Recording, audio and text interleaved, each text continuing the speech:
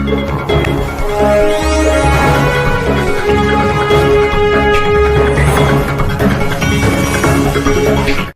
ध्यान से सुने सभी संस्थान कि व्यर्थ में नहीं जाने देगा ये देश राजीव गांधी का बलिदान। इसलिए हमारा आदरपूर्वक निवेदन और आह्वान है न्यायालय को कि नहीं दें गुनहगारों को जीवन दान। देखिए, न्याय होना भी चाहिए और दिखना भी चाहिए, प्रतीत भी होना चाहिए। आज उच्चतम न्यायालय ने 6 ऐसे व्यक्ति जो दोषी या अभियुक्त नहीं हैं लेकिन कन्विक्टेड हैं, एक ऐसे फौजदारी कारनामे के लिए जो एक पूर्व प्रधानमंत्री की हत्या का कारनामा है।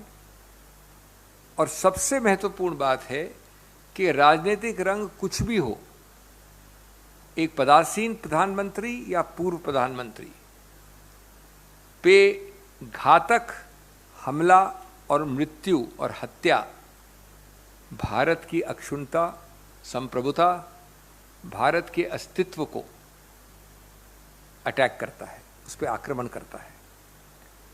इसमें कोई राजनीति का रंग नहीं होता। और ऐसे एक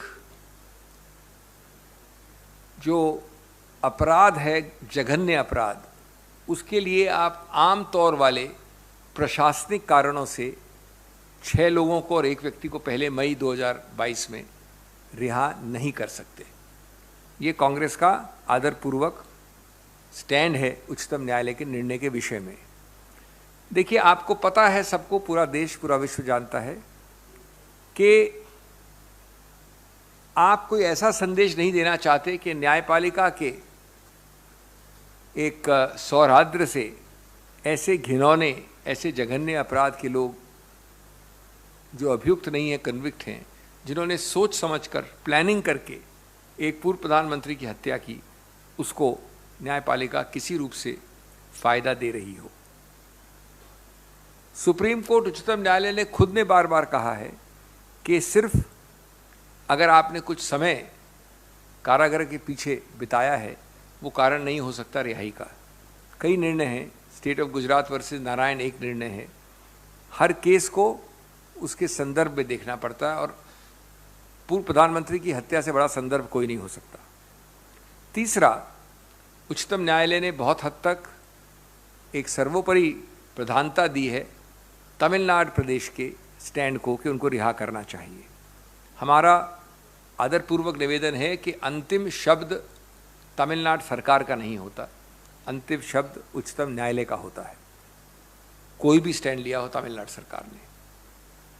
इस संदर्भ में मैं 5-6 प्रश्न बड़े संक्षेप में पूछना चाहता हूँ, बल्कि प्रस्तुत करना चाहता हूँ, पूछना तो नहीं है, प्रस्तुत करना चाहता हूँ देश के सामने आपके जरिए। पहला, कि जो जघन्य अपराध पूर्व प्रधानमंत्री की हत्या में निहित है, क्या उस केस में आप इस प्रकार का प्रेफरेंशियल शब्द महत्वपूर्ण है, ट्रीटमेंट दे सकते हैं उन लोगों को जो कन्विक्ट हो चुके हैं उच्चतम न्यायालय तक ऐसे जघन्य अपराध के लिए? दूसरा, भविष्य में इस प्रकार के अपराध या इससे कहीं ज़्यादा, कहीं कम गंभीर अपराध, उसमें उच्चतम न्यायालय मना कैसे करेगी रिहाई का, अगर ये प्रेसिडेंट मान लिया गया तो? तीसरा, अगर रिहाई का कारण स्वास्थ्य अस्वस्थता है, अगर रिहाई का कारण काफ़ी समय बिता देना है जेल में, अगर रिहा का कारण अच्छा एक कॉन्डक्ट है जेल के पीछे, तो मैं समझता हूँ कि ये हज़ारों ऐसे व्यक्तियों को लागू होता है, लाखों को, जो आज गलत चार्जेस पे भारतीय जेल्स में पड़े हैं। उच्चतम न्यायालय किसी रूप से एक तरफ ध्यान नहीं दे सकती और उन सबको भुला दे या उनकी विद्यमान होने की प्रक्रिया को इग्नोर कर सके।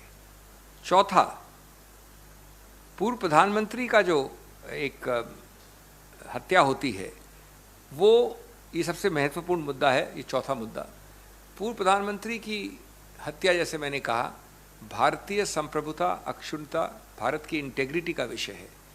राजनीतिक रंग कोई भी हो, प्रधानमंत्री पदासीन हो या पूर्व हो, ये भारत पर आघात होता है। उसको आप आम कोई अपराध नहीं मान सकते और उसको आम प्रशासनिक कारणों से रिहाई नहीं दे सकते। ये बड़ा रोचक मामला था। पांचवा मेरा बिंदु,